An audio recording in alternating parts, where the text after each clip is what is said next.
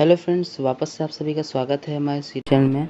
आज का ये वाला वीडियो बिहार मैट्रिक परीक्षा 2026 में देने वाले जितने भी स्टूडेंट हैं उनके लिए काफ़ी ही इम्पोर्टेंट वीडियो होने वाला है, क्योंकि आज के इस वाले वीडियो में हम आपका संस्कृत व्याकरण का इंट्रोडक्शन और सिलेबस डिस्कशन करने वाले हैं।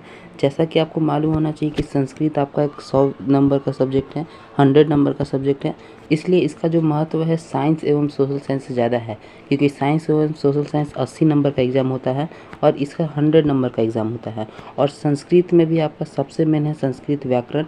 यदि आप संस्कृत व्याकरण को ढंग से पढ़ लेते हैं तो आपका संस्कृत में 70 से 80% कवर हो जाता है आपका एग्ज़ाम का सिलेबस।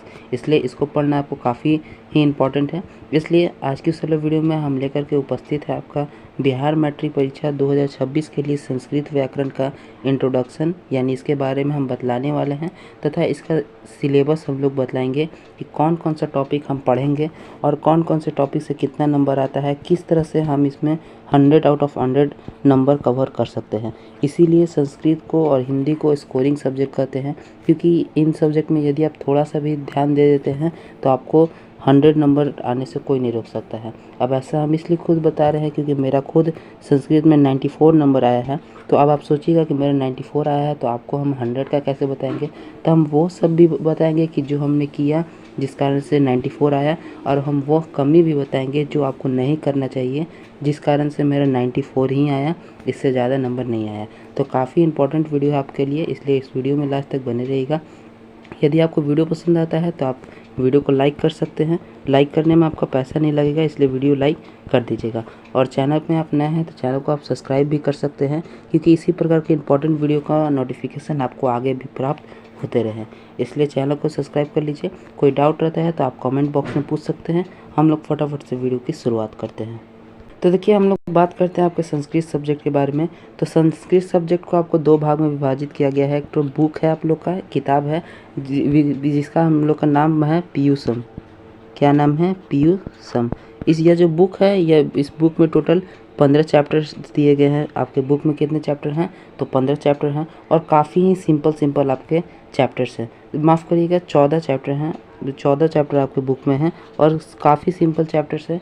यदि आप एक बार उनके कहानियों को समझ लीजिएगा किताबों के, तो आपको आराम से पूरा का पूरा बुक समझ में आ जाएगा।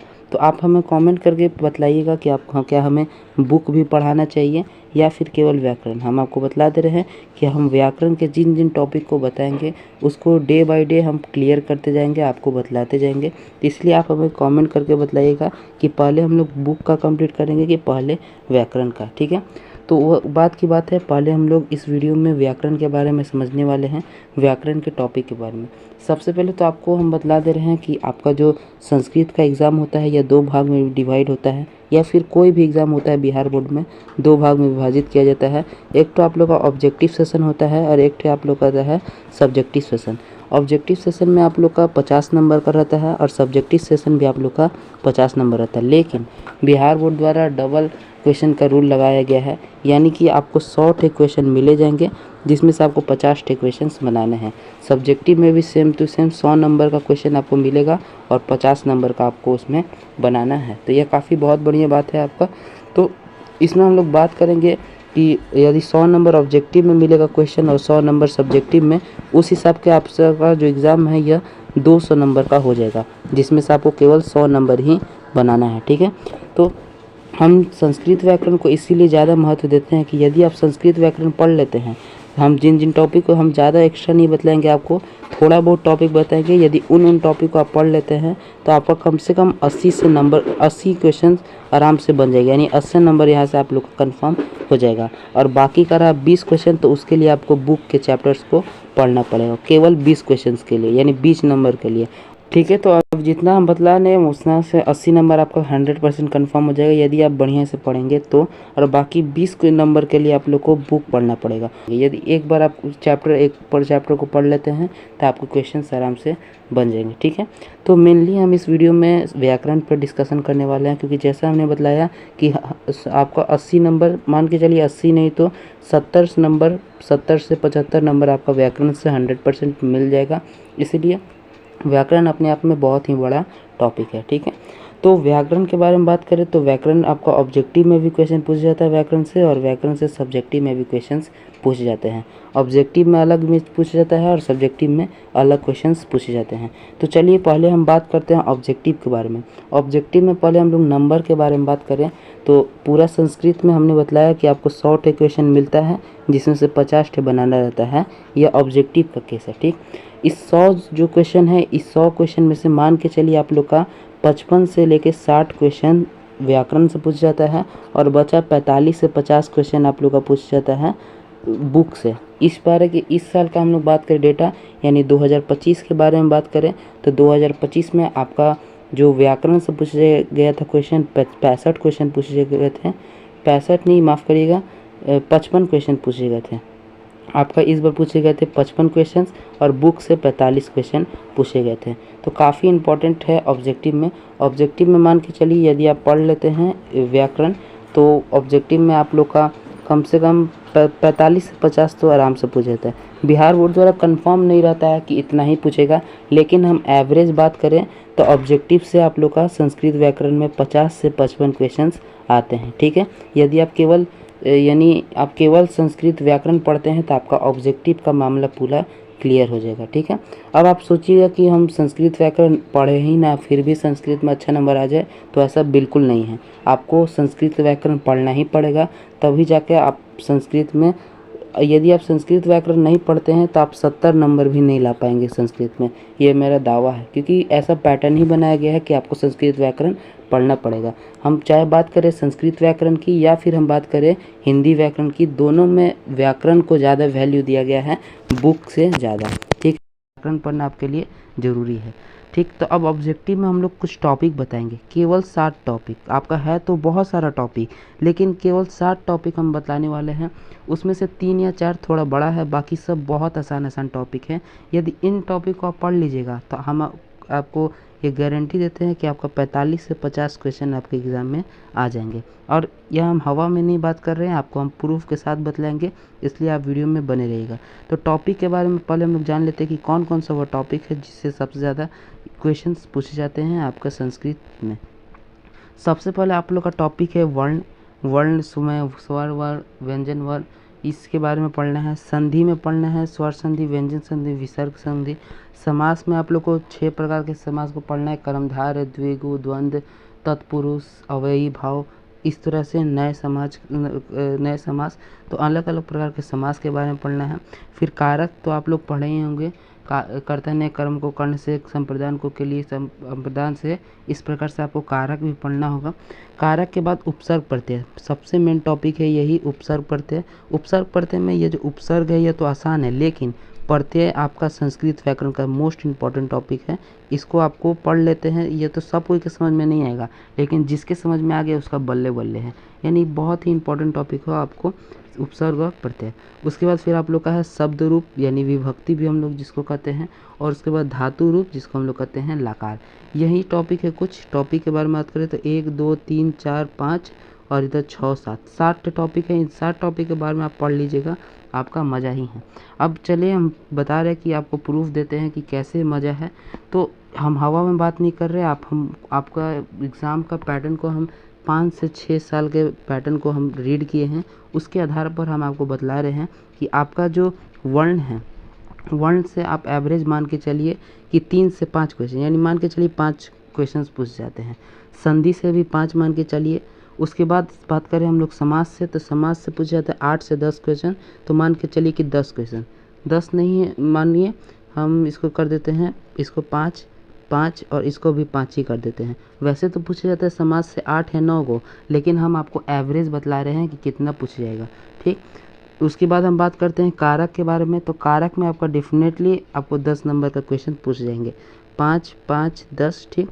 उपसर्ग पढ़ते हैं, सबसे मेन टॉपिक है। इसमें आप मान के चलिए कि आप लोग का 15 क्वेश्चंस पूछ लिए जाएंगे, उपसर्ग और प्रत्यय दोनों को मिला करके। उसके बाद हम बात करते हैं शब्द रूप यानी विभक्ति के बारे में, तो इससे 5 नंबर और इससे 5 नंबर के क्वेश्चन पूछे जाते हैं। तो हम टोटल एवरेज बात करें तो इससे 5 10 15। उसके बाद कारक से हम बात करें तो 10 नंबर का इसमें, उपसर्ग प्रत्यय की बात करें तो 15 नंबर का उपसर्ग प्रत्यय से पूछा जाता है, और इन दोनों से 5 5 नंबर, 5 10 15, 20, 25, 25, 10, 35 और 35, 35, 5, 40, 10, 50 यानी 50 नंबर आप देखिएगा तो यहाँ से आप लोग का पूछे जाते हैं। आप 50 नहीं तो 45 मान के चलिए, 45 यहाँ से इन 7 टॉपिक से केवल आप लोग का क्वेश्चन पूछे जाएंगे। और यदि इन 7 टॉपिक आप ढंग से पढ़ लेते हैं, आपका ऑब्जेक्टिव का सारा डाउट क्लियर हो जाएगा। तो इस प्रकार से आपका पूरा ऑब्जेक्टिव का तो टेंशन दूर हो जाएगा। इतना पढ़ लीजिएगा आप केवल 7 टॉपिक को, ठीक। उसके बाद हम बात करते हैं सब्जेक्टिव के बारे में। देखिए सब्जेक्टिव आप पहले कोई हम बात करें आपका, तो सब्जेक्टिव भी 100 नंबर का पूछा जाता है, जिसमें से आपको 50 नंबर का बनाना रहता है। तो हम 50 नंबर के बारे में हम बात करते हैं। तो देखिए सब्जेक्टिव में हम बात करें आपका तो पूछा जाता है क्या है, संस्कृत व्याकरण से गद्यांश पूछे जाते हैं, अनुच्छेद पूछे जाते हैं, पत्र पूछे जाते हैं और अनुवाद पूछे जाते हैं। ये चारों चीज़ बहुत ही आसान है। ऑब्जेक्टिव थोड़ा सा आपको टफ पड़ेगा, लेकिन सब्जेक्टिव बहुत ही ज़्यादा आसान है, ठीक है। तो सब्जेक्टिव में आपका गद्यांश के बारे में बात करें तो गद्यांश एक ठे पूछा जाता है 7 नंबर का, एक गद्यांश 7 नंबर का और दूसरा 6 नंबर का, यानी 2 ठे गद्यांश पूछे जाते हैं, एक 7 नंबर का एक 6 नंबर का, यानी टोटल 13 नंबर का गद्यांश आपके एग्जाम में पूछे जाएंगे। उसके बाद बात करें हम लोग अनुच्छेद के बारे में। अनुच्छेद 7 नंबर का पूछा जाता है। अनुच्छेद आप लोग में से कई लोगों को नहीं मालूम होगा। तो अनुच्छेद का मतलब आपको किसी एक टॉपिक पे बता दिया जाएगा, जैसे मेरे विद्यालय पे। अब मेरे विद्यालय पे आपको संस्कृत में 7 शब्दों में लिखना, 7 वाक्यों में लिखना होगा, ठीक है। उसके बाद पत्र पूछा जाता है आपसे, 2 ठे पत्र पूछा जाता है 4-4 नंबर का, यानी टोटल 8 नंबर का आपसे पत्र पूछा जाएगा। और अनुवाद पूछा जाएगा आपका 6 नंबर का।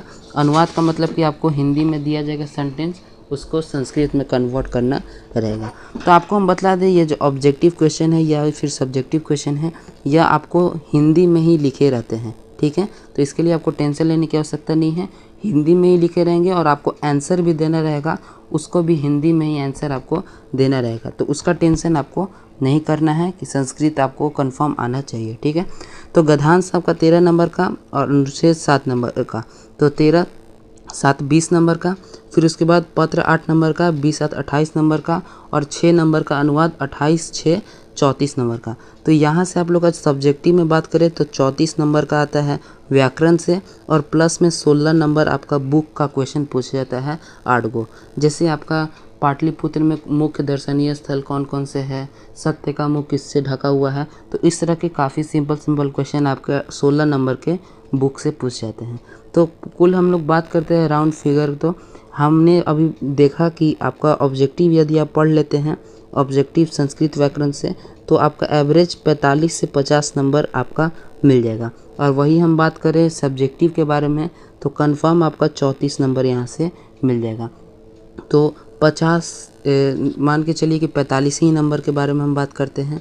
तो 45 और 34 मिला करके 4, 3, 7, 79 नंबर, यानी मान के चलिए 80 नंबर आपका संस्कृत व्याकरण ले लेता है। और 80 नंबर का मतलब आप समझ सकते हैं कि सोशल साइंस और साइंस नंबर का जितना एग्ज़ाम होता है उतना अकेले संस्कृत व्याकरण ले लेता है 80 नंबर का, ठीक। तो हमने बतला दिया आपको कि किन किन टॉपिक को आपको पढ़ना है, कि ज़्यादा आपको ज़्यादा बोझ भी नहीं पड़ेगा आप पे, और आराम से आप 80 नंबर गेन कर सकते हैं। 80 नहीं तो 70 से 75 नंबर तो आराम से गेन कर सकते हैं संस्कृत में, ठीक है। तो संस्कृत व्याकरण के बारे में हमने आपको पूरा बतला दिया सिलेबस, कि संस्कृत व्याकरण में हम जो टॉपिक बतलाए हैं उनको आप पढ़िएगा तो 80 नंबर आ जाएगा। और बात करें हम लोग बुक के बारे में, तो बुक काफ़ी सिंपल है, उसको पढ़िएगा आपको तो 20 या 30 नंबर यहाँ से आप ले लीजिएगा, तो 100 नंबर आप आराम से संस्कृत में ला सकते हैं। और संस्कृत में 100 नंबर लाने के लिए क्या करना है हमको और क्या नहीं करना है, तो सबसे पहले तो आपको फुल सिलेबस पढ़ना पड़ेगा, यह नेसेसरी है संस्कृत में। क्योंकि सिलेबस बिना पढ़े आपको कोई कहानी नहीं समझ में आएगा, और कोई कहानी नहीं समझ में आएगा तो आप क्वेश्चन आंसर नहीं कर पाइएगा। उसके बाद संस्कृत में सबसे मेन चीज़ है time to time revision. Sanskrit क्या किसी भी सब्जेक्ट में यह जो काफ़ी इम्पोर्टेंट है रिवीजन करना। उसके बाद इसमें आपको जो कठिन टॉपिक है उसको ज़्यादा पढ़ना होगा।